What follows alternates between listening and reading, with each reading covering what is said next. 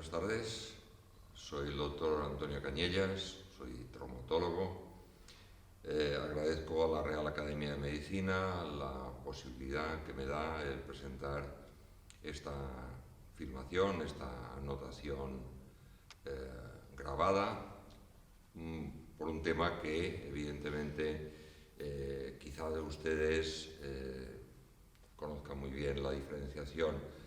de la hernia discal con la protusión discal de la columna vertebral, que es el tema que hoy vamos a hacer una pincelada por encima. Bien, es cierto de que, dadas las técnicas de resonancia magnética avanzadas de la actualidad,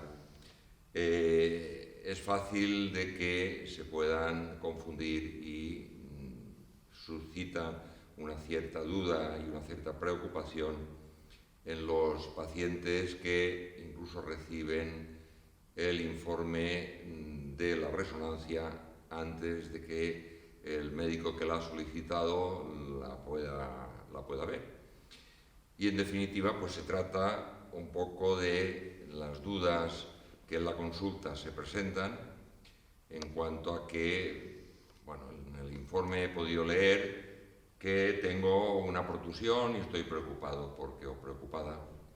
porque este problema pues me da la impresión de que es un problema serio y en definitiva pues lo explicaremos ahora y de una manera sucinta pues lo daremos en común a todos ustedes. Bien, es cierto que los informes especializados de la resonancia magnética, de las pruebas complementarias, está realizada por especialistas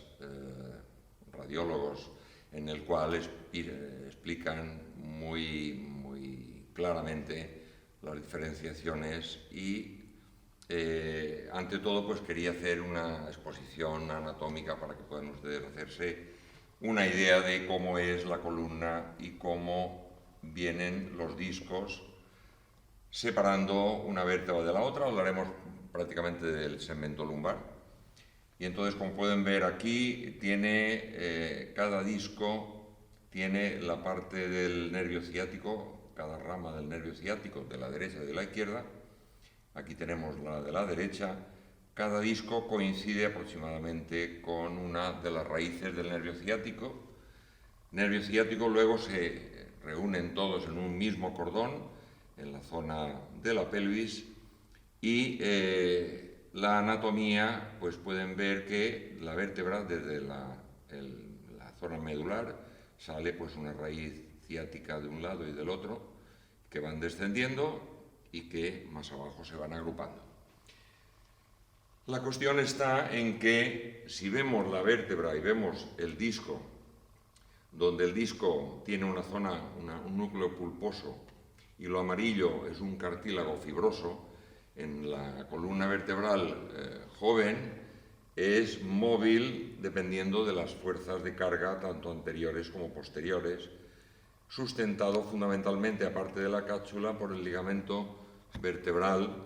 común anterior y común posterior. Para que vean, pues, que en esta representación el disco se mueve de una manera bastante libre en la movilización de las vértebras de la columna, siempre, pues, contenidas con la cápsula y con los ligamentos posteriores. Sin embargo, ya bien con la edad o bien con los esfuerzos de carga, de caída, de esfuerzos de flexión muy forzada, se puede provocar lo que llamaríamos en principio una rotura de este núcleo dentro del anillo del cartílago fibroso y inicialmente la fase 1 sería una protusión de este núcleo donde quedaría contenida con la cápsula y con el ligamento, con lo cual la representación radiográfica magnética se ve que es una protusión o abombamiento, es decir, la palabra contusión y abombamiento irían a la par en cuanto a la conclusión que en el informe se haga. La hernia, evidentemente, ya implica o bien una rotura por algún resquicio de este ligamento, que no siempre es una rotura amplia, a veces hay una protusión muy fuerte sin rotura del ligamento, con lo cual la herniación también puede representarnos una rotura del ligamento y incluso la hernia, en casos muy especiales, muy excepcionales, puede hacer la migración o un fragmento importante de esta hernia salir de la zona del arco posterior. Lo cierto es que la protusión o abombamiento es lo que nos pondría en el informe el especialista. La hernia discal ya sería una movilización de este núcleo pulposo y del cartílago acompañante, o bien con una lesión muy fina en el ligamento, o bien una salida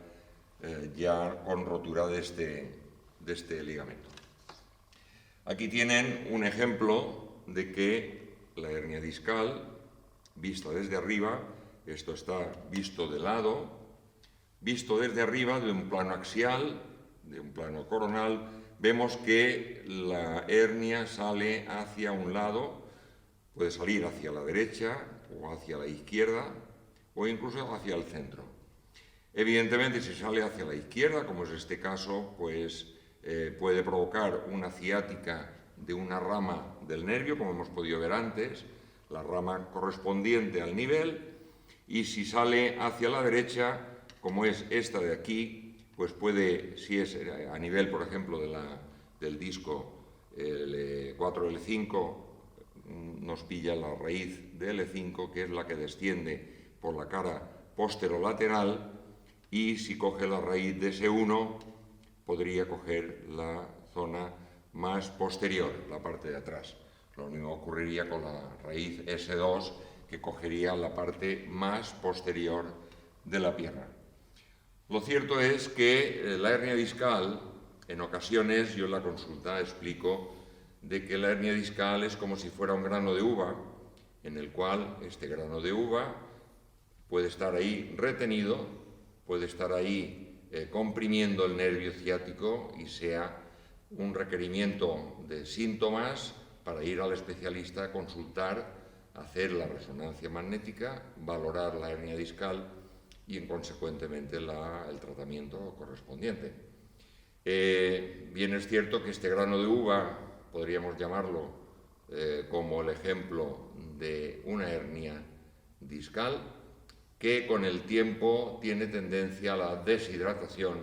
y se convierte en una protusión. Es como si un grano de uva se convirtiera en una pasa con el tiempo, al cabo de X meses, acaba siendo un reducto deshidratado, seco y adherido en la porción posterior, en la parte de atrás, donde estaba protuyendo y que queda, con la deshidratación, queda contenido y queda sin crear ningún tipo de conflicto. Es decir, a veces en las resonancias pues se informa de que hay una protusión. Las protusiones no suelen ser nunca recientes, siempre tienen un tiempo de deshidratación de una hernia que puede ser de pequeño tamaño o de mediano tamaño,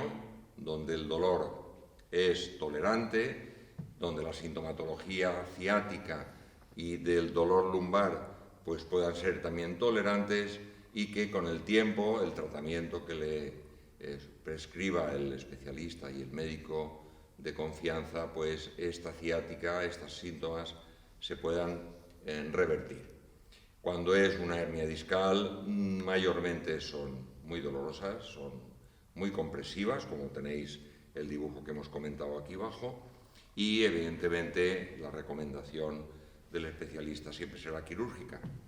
El tratamiento quirúrgico de una hernia discal es un corte, una microcirugía en el cual se quita el disco y la persona prácticamente al día siguiente puede andar y hacer una vida, al menos en su domicilio, sin ningún tipo de problemas. También bien es cierto que algún caso como el que yo he vivido, de una hernia discal de gran tamaño, recomendarle al paciente que se ponga en manos de un neurocirujano para que le pueda solucionar el problema, y por miedo o bien por problemas de salud, este paciente pasó unos meses muy malos, pasó unos reposos y unos tratamientos muy insistentes hasta que hubo una mejoría a lo largo de los meses, y venir al cabo de un año, como es el caso que yo recuerdo de memoria, venir a verme y decirme: al final no me operé, doctor, pero ahora ya estoy bien, solamente me quedan unos calambres en la pierna, y evidentemente hacerle una resonancia y encontrarte con que en el lugar donde había una hernia discal que era totalmente quirúrgica, encontrarte con una protusión seca, deshidratada, y que había quedado resuelta, no sin riesgo de que esto puede crear una lesión neuropática, o sea, una molestia persistente y crónica, o bien un problema de calambres intermitentes en la extremidad, incluso pérdida de fuerza y pérdida de movilidad. Es decir, que las hernias discales mayormente tienen que ser quirúrgicas, por lo que hemos dicho antes, de diferente magnitud, diferente sintomatología, y todas ellas caben todas dentro del mismo cajón de ser quirúrgicas para resolver el problema en 24 horas. El tema de la protusión, hay que